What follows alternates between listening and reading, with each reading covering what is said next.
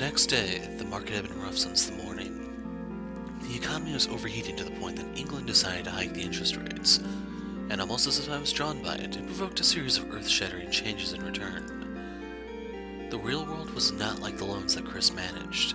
Everything was connected. Did someone spontaneously combust in here? Marco asked, entering the office with his shopping bags. Oh yeah, it was really noisy in here. They were throwing computers and chairs against the walls. Well, it's probably just the cattle anyway. Yeah. I slouched in my chair eating the imported cherries I'd sent Marco out for. It was quite common. After all, they enjoyed taking huge risks that blew up as soon as things deviated a little from what they expected. It was like Sasha said, if there was even a chance of an accident happening, it would. I've heard the number of suicides caused by failed investments is surprisingly low. Do you think that's true? Marco put away the groceries, casually making some rather disturbing conversation as he did. Even during the Great Depression in the US back in 1929, the suicide rate in New York didn't actually increase much. Probably weird of me to say, but it's money after all. Though, my mouth was full of cherries when I said this.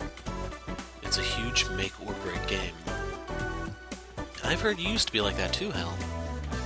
I disposed of the cherry bits before I answered. It's true.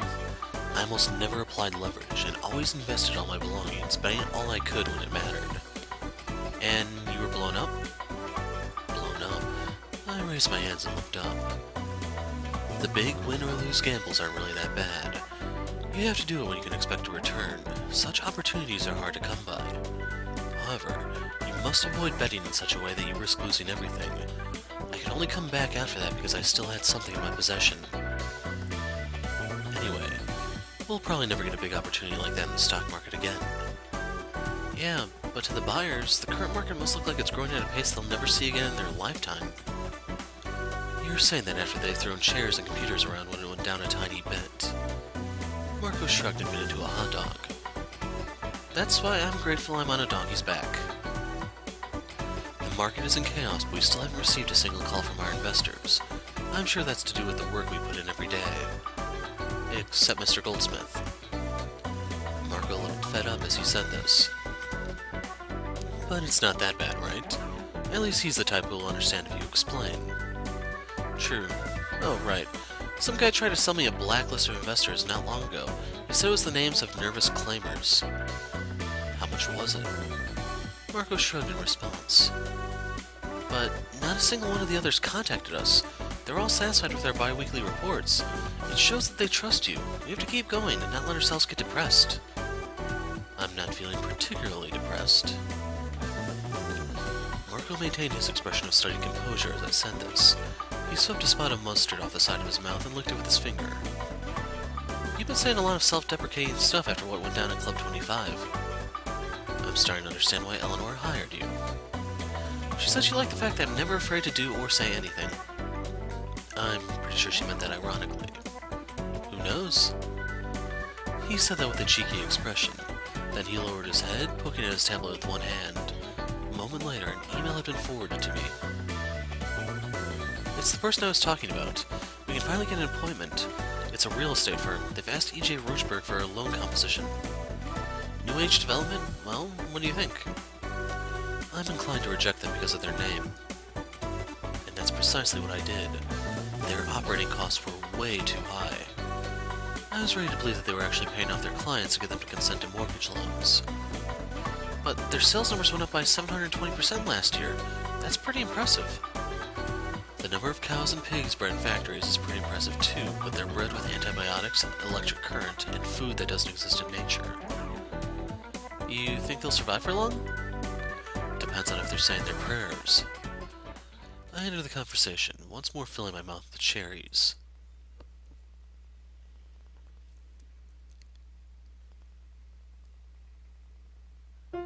It's a pleasure to meet you. I am the CEO, Dan Steiner.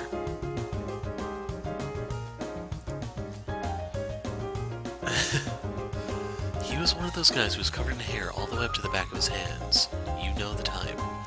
He had a muscular chest, sunburned skin, and hair ruffled up like a penguin's feathers. There were 3 essential keys to success: luck, tenacity, and pride. I've seen the movie Avalon's Defeat. That was a mighty magnificent tale. Modern chivalry, you might even say. It wasn't nearly that grandiose in reality, though. Likely because the lead actress was entirely CG, but I've heard the real Miss Eleanor is quite beautiful. He may have opened our conversation the same way by talking about the movie, but this man was nothing like Rich from the software company we visited the other day. Of course, that didn't necessarily mean Dan would be no good either. In any case, I'm truly honored that the hero of the lunar surface has seen fit to visit our company. We're a humble company, but please come in. Dan, who had the first two buttons of his shirt open, led Marco and me into an office. It was situated in a relatively bare area compared to the rest of Newton City at a quiet street corner. Everyone is hard at work. We have a quote system here. Quota, maybe? So salaries are determined by commissions. The top bonus last month was at 700,000 moles. Last month.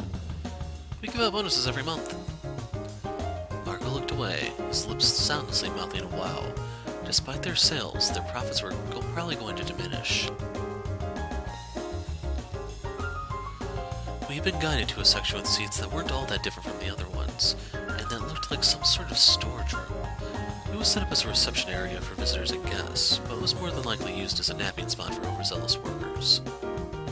I'm sorry, this was the only place available. It's okay. I replied as I thought to myself, this company seemed to prefer spending money on its employees rather than fancy offices and furniture. Not a bad move economically or image-wise.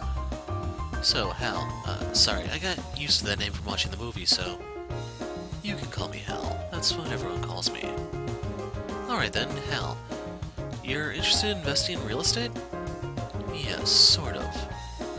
I had a good reason for speaking so ambiguously.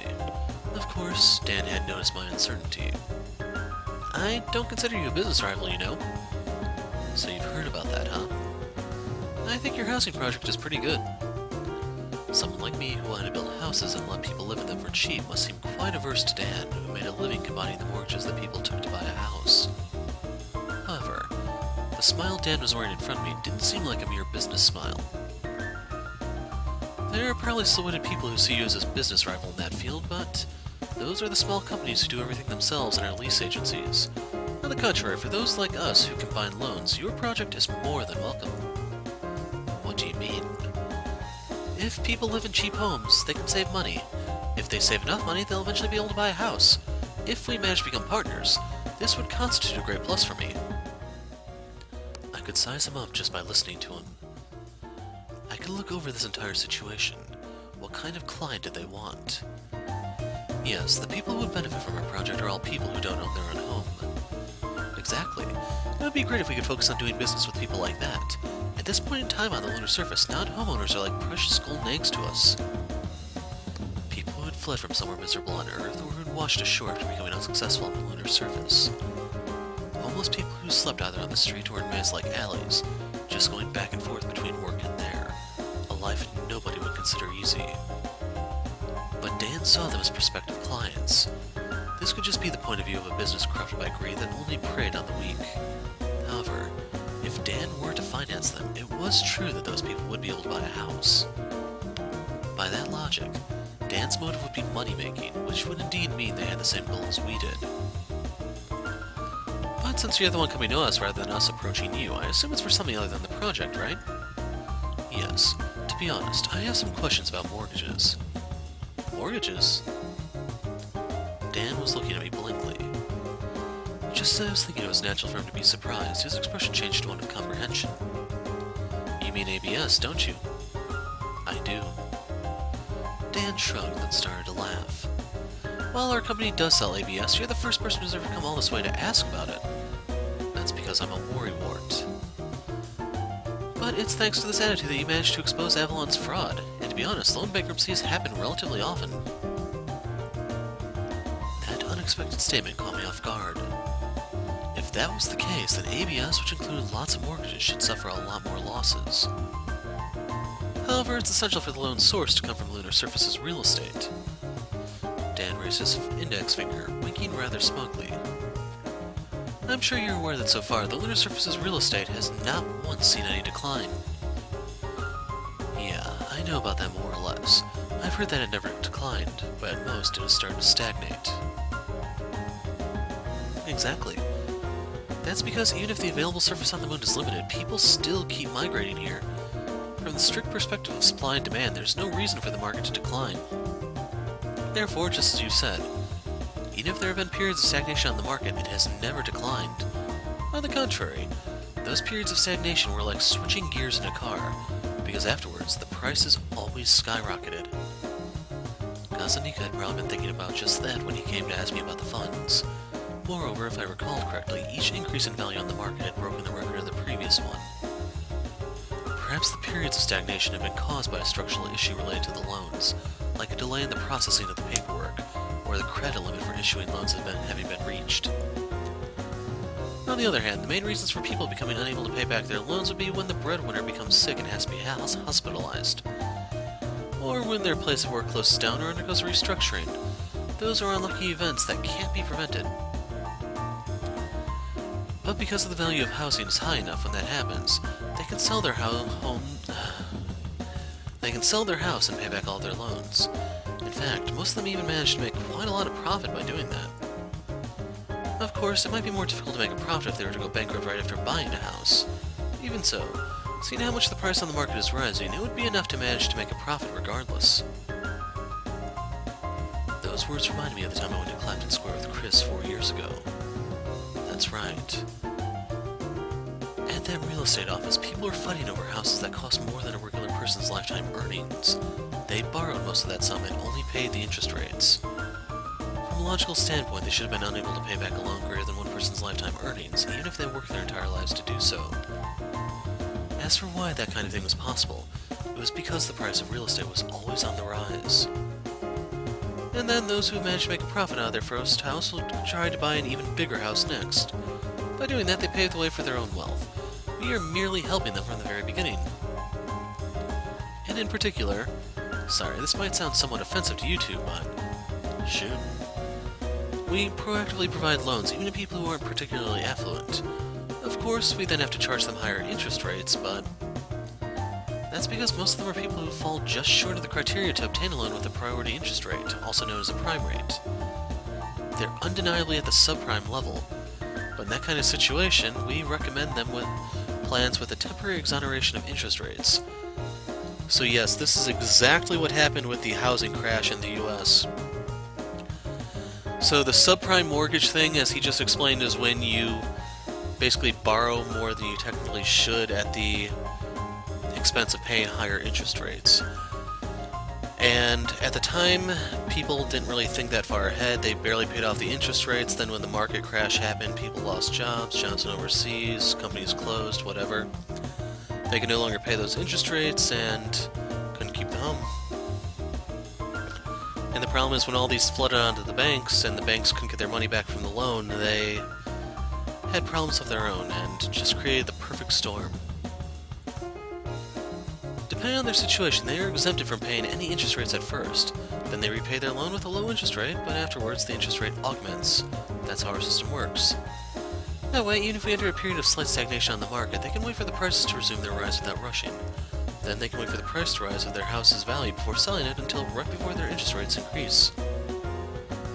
Though obviously, if they manage to land a good job around that time and work hard, they might not care about the interest going up slightly. Dan paused before briefly adding, when you live in a proper house, it puts you in a completely different mindset. It also motivates you deep down. Just because they are poor migrants doesn't mean they aren't talented. As long as someone is willing to lend them their initial funds, anyone can become successful. The former Honor District was a good example of that. Chris had somehow managed to obtain her ticket to university. But I wonder just how many capable people had given up on entering university because they couldn't afford the tuition. If President Gazanika could have heard all that, he'd want to shake your hand. Well, we sincerely consider ourselves to be on the same side as you. We're also sometimes called greedy cheapskates.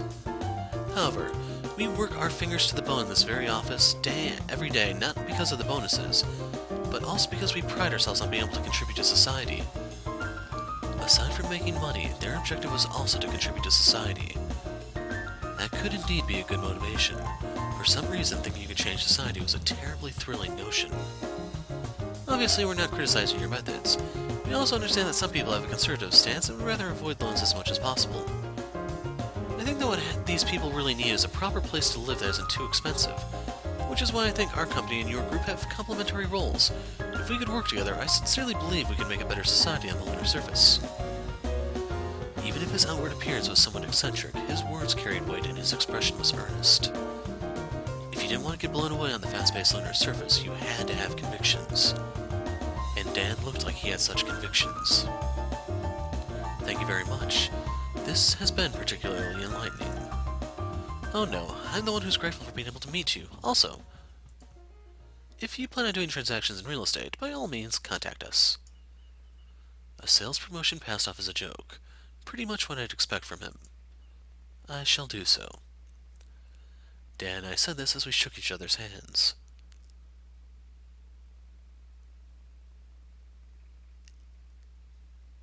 I was sitting in a cafe from which the grand hall of Clapton Square was visible. After that meeting, I went unannounced to another loan company in the same field as New Age development to ask a few questions. I found out that both of them were doing risk hedging with the price advance of real estate. Also, they kept on talking about contributing to society via proactive financing to people without opportunities on Earth. I probably looked like I was suffering from overexposure in this case to enthusiasm you don't even see in the stock market. But all things considered, it was quite normal. After all, with E.J. Roachberg heading the movement, loans were composed at an incredible pace in order to create securities such as ABS, so of course they were going to be full of energy. So, should we start a real estate agency? Upon hearing Marco's wisecrack, I started and drank my apple soda. I'd sooner buy the Residential General Index. Just like there were indices showing the movements of the stock market as a whole, there were indices for the prices of residential assets.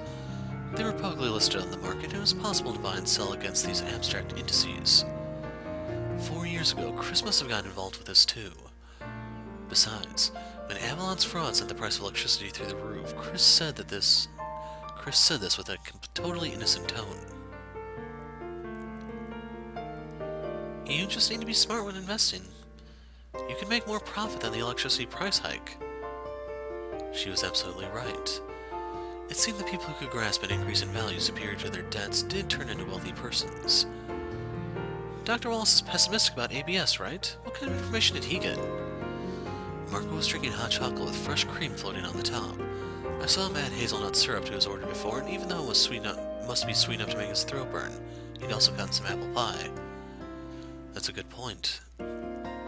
Shouldn't we mention this to Miss Maria? Mention what? Marco's expression made it clear that it was a tough topic to bring up. I shrugged, looking at the hall below the terrace. Even though it was a weekday, it was crowded with well-off people carrying full shopping bags. Wallace might seem crazy, but he's not. Even though everything is going so well, he's persisting and speculating on the opposite of that trend. That's just crazy. But I do think he's got some basis for that reasoning. At my words, Marco answered, visibly annoyed. What do you mean, some? Well, some. Marco seemed confused by my words and stuffed his cheeks full of apple pie. If you're so worried, why don't you invest in Wallace? We're not a fund of funds. There were only a few funds in this world that could realize eye-popping returns, and normal people simply had no chance of ever finding them. That was because, even just on the lunar surface, you had more than 1,000 entities bearing the name investment fund. And there you had funds with people knowledgeable in this field who gathered money from less knowledgeable people and who invested that money in promising funds. That was why it was called a fund of funds. But when you thought about it, it was practically just a scheme to collect double the handling fees. There might soon be a day where some wise guy would create a fund of funds of funds of funds of funds or something like that and input his name in every possible investment destination. The economy expands, the population increases, and taxes show no sign of increasing. Well, isn't that good news all over the place? It might be the curse of Avalon. Marco, who was bringing fresh cream to his mouth with a spoon, gave me a puzzled glance. I answered his inquiry, smiling wryly. Or it's me thinking it might be something like Avalon. Deception, concealment, illusions? Or maybe the temptation to just show society who's best. Whoa. Marco laughed as if he were exhausted. Anyway, let's keep on investigating a bit more. What was the next place? I finished my apple soda, then stood up. A credit card loan company. And right on cue in a boutique visible from the terrace, a lady placed a card on the counter. A card so black it seemed to suck all the surrounding light into it.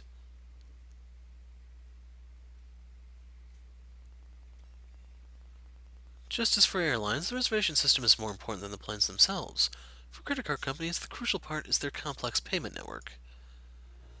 The supply network of oil, the most basic energy source on Earth, was built over the span of 1,000 years, and with quadrillions of American dollars. However, it's not all that complex.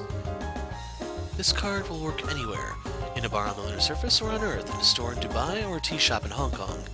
It would even be fine in a hotel in the African savannah. And how do you manage the risk of non-payment? Manage the risk of non-payment. The CEO of the top credit card loan agency, the one with the smoothed down hair, repeated my words like a parrot. He was very young, so it made him look even more smug. I'm referring to how you determine the interest rates for your clients, and how many of them will fail to pay. Yes, that's an important element too. In our field, whoever controls risk gains a decisive advantage. In sharp contrast to New Age development, the office was located in a smart but elegant area near Schrodinger Street. We were shown into an executive lounge decorated like a high-class hotel, and they served us coffee which must have been made with the finest beans. Out of habit, I always calculate any expenses that didn't contribute to productivity. Regarding the selection of our clients, we make distinctions through statistical processing of the data we have been accumulating for many years, including our parent company's long period of activity on Earth. But you're here to ask about the loans that E.J. Rochberg is so desperately trying to acquire, am I correct? He put an extra emphasis on desperately. Can I ask you the percentage of non-payments? He shrugged his shoulders emphatically. It's not like he wanted to say something like, I'm not telling you corporate secrets, you idiot. He just did not have a number to give. It's almost zero. Zero. Well, sometimes, really rarely it happens. However, anyway, it's almost zero. That's impressive. He just nodded, seeming not particularly pleased by my words. It's just that the people who throw so much money away that they cause a short circuit in our car's financing system, you know, most of the time, they have assets that we can seize, such as the house. It sounds quite paradoxical to me. Must be a phenomenon peculiar to the lunar surface. Everyone invests here. Well, most of the time it's in real estate, you see. And such investments carry tremendous amounts of latent profits. So this scheme is about borrowing money and using these latent profits as collateral. That must be why they get unhinged. If they're up to their necks in their payment, they can just borrow money from a bank, putting up their assets as collateral. Or they can sell their assets and actualize their latent profits. It's a simple thing. He may have been elegantly dressed, but the phrase up to their neck still sounded right coming from him, and the fact that he seemed somewhat displeased made him look like a part-time worker who worried he might be considered stupid because of the simplicity of his work. If you took what he said at face value, it really was a loan business without risk, so this CEO could get bonuses for good performances by just sitting in his chair and saying nothing. But I felt there was something wrong with what he'd said. What was it? As I was thinking about it, he kept on speaking. And now, you know, banks and investment banks all buy our loans. From where we stand, the last risk is gone. It's like being the foie gras of the goose. You just open your mouth and get a ton of businesses shoved down your throat. Yeah, something like that. I'm thinking about starting a more motivating project. Just as I was thinking how unexpectedly laudable that line was, he shrugged his shoulders and added, I've tried renting out Club 25 for a party or having a wild spree at the Royal Central Hotel, but, well, booze, cars, and women? Russian or Ukrainian models are not bad, but everyone wants the same thing, and with time you can't even distinguish their faces. And settling down with a family isn't my cup of tea either. How is it in your field? You must be dealing in much larger amounts than we do, but what do you do with it? I thought this conversation was heading in a strange direction, as well as a direction that interested me. The guy's younger than me, I just don't know what they're thinking, accumulating money just because. I can't really understand the motivation to pile more success on top of what their predecessors have already achieved. And what do you think yourself? My dream? No. No? my reason, and my goals. Images of Mars and Nagana first came to mind, but they also included, of course, the stock market. And the common factor in all of this was not my dreams. It was something a little different. Love, maybe. Marco choked on his coffee when he heard my answer, but I really wasn't joking. After all, everything I was doing at this moment started from a passion similar to my love 8 years ago. My fox-like interlocutor was staring at me, stroking his chin. Love, you say? A word I'd forgotten for a long time, but how can you get this feeling back? It'd be nice if they sold it somewhere. Maybe you can buy it with your company's card. He raised his hands, and for the first time he laughed. Can we use that for our next commercial? I'm a trader, not a copywriter. What about our shares? If the commercial's a hit, it will undoubtedly translate to results. I don't want to be suspected of insider trading. He looked even younger when he laughed. Recently, a lot of people younger than me have been active on the lunar surface. I wanted to meet because I was interested in what kind of person the hero of the lunar surface is. I have to say, you've exceeded my expectations. In a good way, I hope. If anything, I'm now interested in investing. With us, it's a 2 million wool minimum with no withdrawals for a full year. And your performance is on return? Those words came straight back at me. I thought it was a joke. I looked at Marco sitting next to me. He shrugged and spoke without hesitation. We won't break the dome of the lunar surface, but we probably won't fall to Earth either. If you want to know the public data, I suggest you look to the specialized press. He muttered something and took a bundle of paper out of his jacket pocket. Then he scribbled down a number with his fountain pen. It was a checkbook like the one Eleanor used, and on the check was written 4 million moles. You both sort of have your feet on the ground. What do you mean? Were you born on Earth by any chance? We then heard the sound of his fountain pen closing.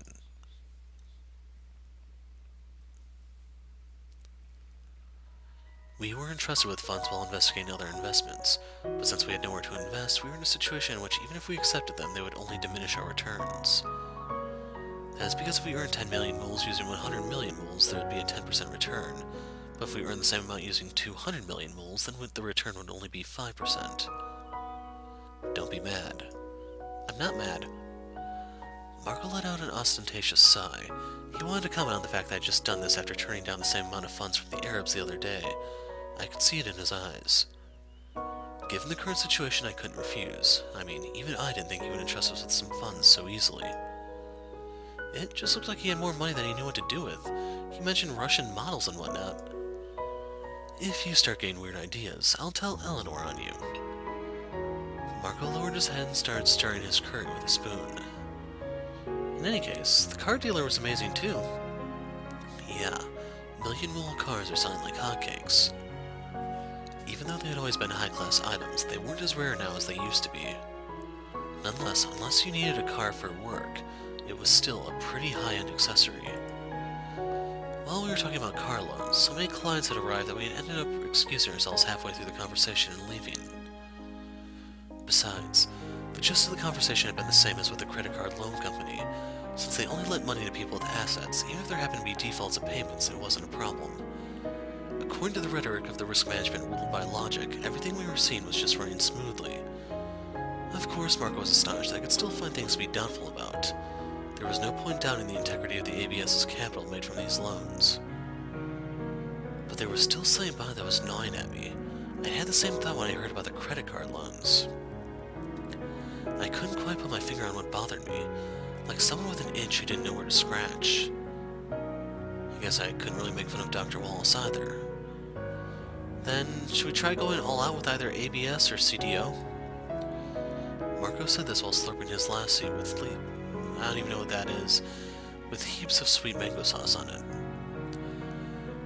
Despite being in Clapton Square, the Indian restaurant we were at had a relaxed atmosphere and its clientele was fairly unassuming. It had an atmosphere in which Chris and I, as we'd been 4 years ago, wouldn't seem out of place.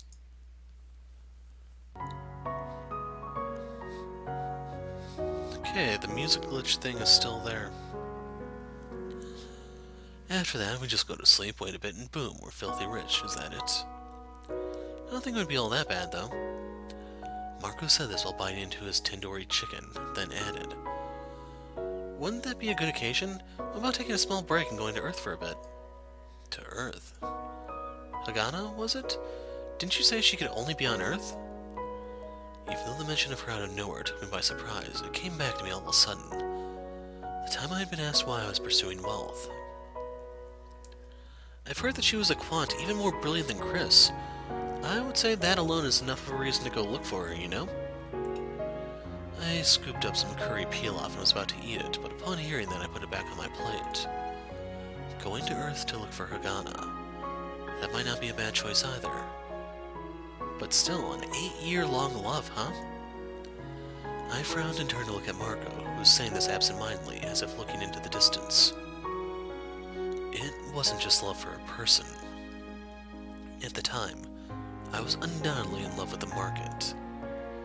But you said just, so it was at least partly love for a person, right? Hal, you really are romantic at heart, aren't you? Lots of people had watched the movie Avalon's Defeat, but I was different from the on-screen version of me. I thought that, but that wasn't how I wanted to be perceived. This just goes to show why I feel the need to check every investment with my own 2 eyes. Marco shrugged at this without a hint of sarcasm.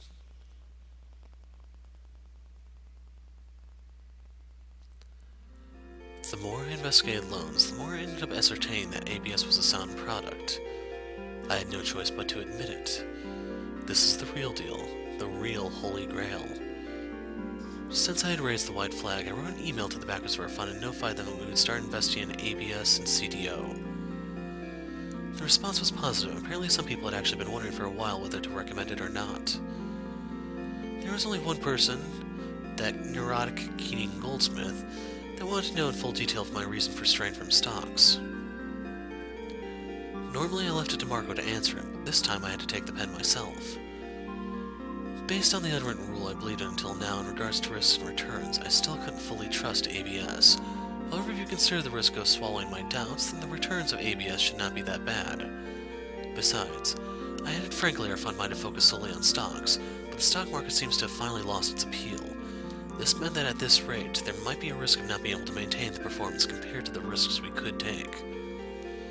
Mr. Goldsmith must be a retired rich person living on Earth. His reply to my email came immediately. I understand you were thinking. I expect a lot from this new setup. So this has set off a flag to me. We're going to have to see if my guess is correct. I'm going to keep it quiet just in case I am right and you don't want a spoiler. Let's just remember his name. Deep down, he wasn't a bad person. However, after finishing reading his email, I had a few criticisms to make. They talk about people who lock themselves into crippling overspecialization on Earth, but it seemed this was what was happening to me. Even if I thought I was looking out on a number of fields, my actual field of vision had grown narrow. In a self-deprecating way, I actually thought that when a technological revolution came along that could change the world, there must always be people like me. A few weeks after sending my purchase orders for ABS and CDO to E.J. Roachberg upon realizing my error, I even thought that I was feeling what must be similar to what a prisoner freed of the sensation of sin went through. Still, I don't think you have to rack your brains that much about it. Those words were said with a giggle, not by Margot, but by Eagle.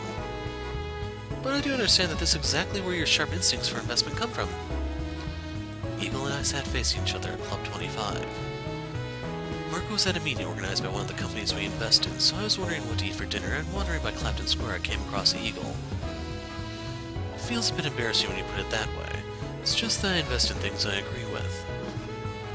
And the grounds for this recognition on the lunar surface right now are mathematics, right?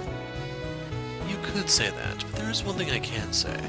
If I was abiding by my rule of only doing things I agree with, I would never come here on my own money. Club 25 was a place that even Eleanor ranked as high class. No matter how you looked at it, the prices they charged and the food they served didn't match. Eagle seemed to notice the meaning behind my words and appeared to flinch for a moment, but I guess he had a good head on his shoulders. I shall take that as you recognizing added value and having dinner with me then. No matter the investment, I think this balance is important.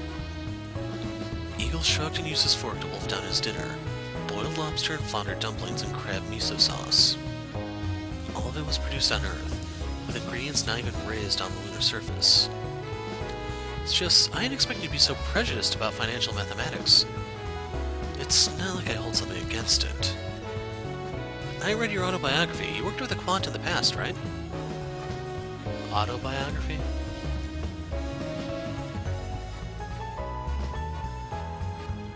I'd find it problematic if you blindly trusted the contents of that book, but I won't deny that point. Well, I think it sort of stems from that. Still, putting mathematics at the foundation of investment, I can't quite quell my worries. I understand now how Earthlings feel about driverless cars. I cut up my food with my knife while Eagle just ate his in one bite. I'd never had this before and I couldn't guess the ingredients at a glance, so I made sure to take small bites.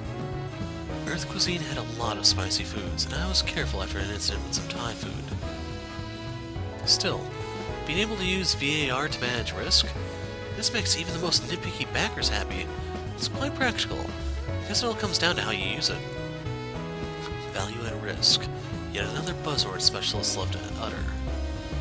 It was a method to calculate the probability of a loss for a given investment position. And what made this method so advanced was you could calculate stuff like the probability for a 30% loss, the probability for a 60%, and so on. Upon hearing the explanations, I noticed that it worked on something obeying the same principles Chris had mentioned, the theory of copulas. Also, investors using this method were able to mathematically grasp exactly how much risk they were bearing, and know at once what the possibility of loss there would be if they were to take more risks. It had been said since long ago that investment was not gambling, and we were now in an era where the word speculation was more derogatory than a certain F word. The future was in our hands. Math geeks with glasses were smiling from their crummy chairs. But when England increased its interest rates a while back, there was one guy who got blown away on our floor, right? Well, the probability of being blown away exists. The math says so. You have to have people getting blown away or things won't add up. So this is where you show your skills, by betting in a way that won't get you blown away, I see. So it's just a mathematical tool, right? Hal, you're so good at seeing the true nature of things. Eagle drank his 3,200 rule wine as though it were nothing, rather than something that cost a school teacher's wages, and helped himself to more from the decanter. It was only recently that I learned that there was no precedent for sticking wine in a vat of ice, and that real wine first had to be put in a decanter to let all the dregs sink to the bottom. I know nothing about wine, so I can't comment on this. Even though he was in this world, Eagle was a young man of the new era who still exhibited the bad manners of his school days. He tried adding some to my glass, but I shook my head. All things considered, I think keeping your situation stable with your wood-legged donkey strategy is nothing short of miraculous. It's out of this world, no leverage, just stocks. That's like the investment equivalent of being bound hand and foot and wrapped in chains. From the moment I started gathering money from my customers, there is leverage applied to my revenues. I see, so we have different points of view, but I can't accept that. Eagle pointed the tip of his fork at me. He was quite innocent and friendly, which in turn meant he didn't take on airs, and he made for interesting conversation. There was an incredibly good American information theorist who managed to defeat a blackjack dealer at a casino. He pointed this out quite well. In the end, the plus alpha returns for any given bet depend on the amount of information concerning that bet. So for us, it would be the math, or guts to take on big leverages. In your case, it would be straightforward company research. Yes, going through financial investments thoroughly like an idiot, chatting up people at these companies like a fool, and going to their offices like a mental patient afflicted with paranoia. While we're at it, also check the backyards of their shops and talk to their part-time workers. There's no way the returns match the work involved. Yeah. I answered as I twirled the wine glass. This is why I bent my knee before ABS, and why I was having dinner with someone like Eagle. I didn't actually voice this, but it was actually how I really felt. I did visit corporate offices, but I had never yet visited an investment fund. But By trying investing in brand new products like ABS, I realized for the first time that I didn't know how people like Eagle thought. I'm not saying this because I'm also buying some, but I think it's a good thing. I mean, if you were too obstinate, it would end up as a joke for economists who believe in the efficient markets hypothesis. The efficient markets hypothesis stated that in a market where people were rational creatures and every piece of information was factored in, it was fundamentally impossible to outwit the people around you. But this famous hypothesis had one big flaw. Yes, you have economists who would just ignore a $100 bill lying on the ground because in this efficient world no one would leave just $100 lying there. But if no one picks up the $100 bill, then the profit does not exist in this world. The EMH doesn't hold true, and you've created a paradox. Eagle raised his hands up to shoulder height and shook them off. Then as Eagle wiped his mouth with a napkin, the waiter appeared silently to take the empty plates. Shortly thereafter, another dish was brought in. If Eagle suddenly looked a little more dignified, it was probably not because they served a meat dish. You were on the side of those who acknowledge there's a $100 bill on the ground, but Dr. Wallace has nearly turned into one of those economists. Did you hear the rumors? I adjusted my gaze from the high-class Chateau Haut-Briand, so rare it was practically bleeding, to Eagle as he ate the meat casually. So I actually don't know what this actually is. Chateau... Like, I'm trying to think of what type of meat this would be. I don't recognize the word Briand. So I don't know if this is some type of bird, some type of mammal, or what exactly. Hell, for all I know, it could be a fish. Even if I didn't want to, I'd hear them. I heard he went on a tour on Earth to make an appeal for investments. Paradoxically, there wouldn't be that many people willing to invest in someone who has to go that far. Eagle was a bit bitter towards Wallace, but Eagle probably had his own reasons for thinking that. In this field, if you lose once, it's nearly impossible to crawl back up. I believe that if you would otherwise turn a loss, you could renege on your convictions. I also believe this flexibility is one precious way of surviving in the market. I had heard that Wallace has turned quite a number of losses, but is it that bad? After Avalon's collapse, people had heard rumors about him and invested in his fund all ran away.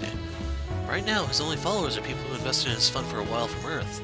You can consider it a cult of some sort. After saying this, Eagle heaved a sigh and took his glass of wine. I also think it's really sad, because Wallace's insight is the real thing. Yes.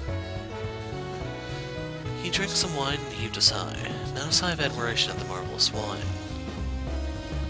I think he would have fared better if he only had something with stable profits to hedge his risks. I think in his current situation he wouldn't be able to regain his strength anymore. I've seen the profits and loss reports that are in the open. There's no doubt about it. He's doing a hemophilic investment. Even though the number of losses is big, the fluctuations are strangely small. He probably couldn't even pull away, even if he wanted to. It wasn't the contents of the profits and loss reports that was killing me so much as the fact that such a thing was widely available. It was a small world. Information about other people flowed so quickly it was scary. Hemophiliac. Negative carry.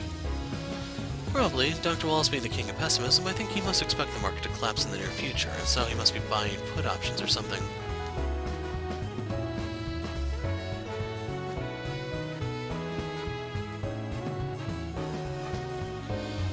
Put options were the right to sell stocks at a defined amount in the future.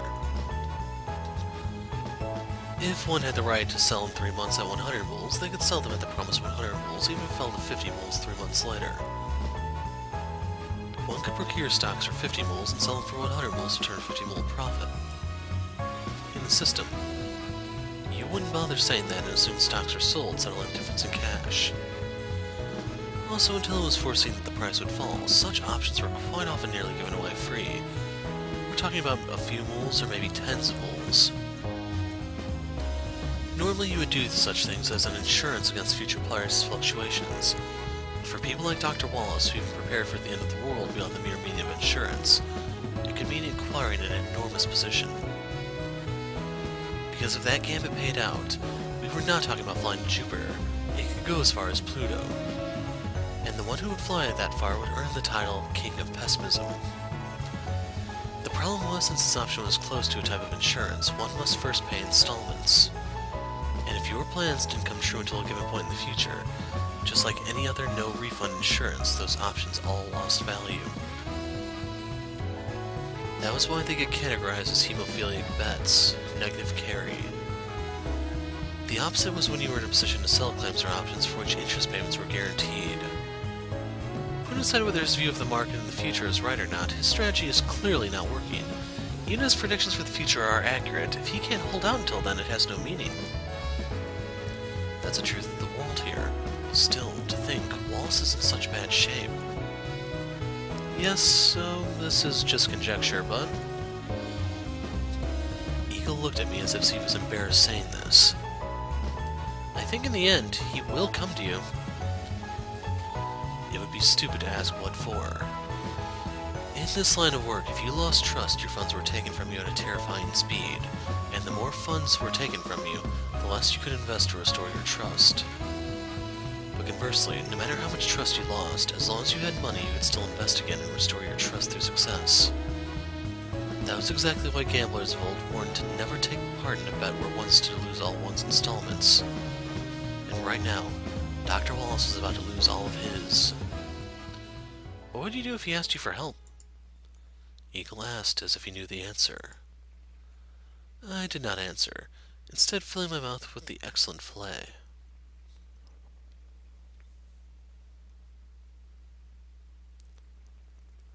Thank you for today. After talking about Wallace, we had a lively discussion about several businesses.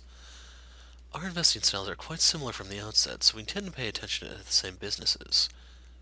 Since it proved to be a really worthwhile time, it should at least partially make up for the price of a meal at Club 25. However, after I parted from Eagle, who lived in a penthouse near Central City, I felt a little sad as I walked through the streets after dark. Dr. Wallace. During the event at Club 25, he said that the uproar that had happened there was sheer madness. But I had double-crossed him in favor of ABS and CDO. Even though I was just reporting the results of my investigation, I couldn't help but feel some kind of unspeakable guilt. And in large part, it also meant ingratitude towards Wallace. That's because products like ABS broke the unwritten law of risks and returns that's so firmly embedded in my mind.